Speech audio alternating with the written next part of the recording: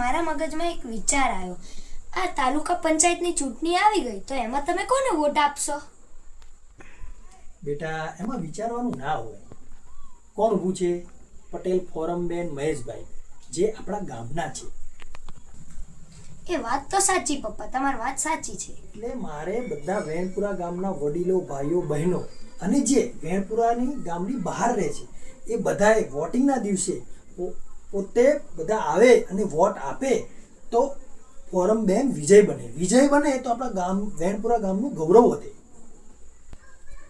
એ વાત તો તમારી સાચી. અગર બહુ બધા વેનપુરા ગામના આવે અને એમને વોટ આપે તો એમને તો બહુ બધા વોટથી જીત મળી જાય.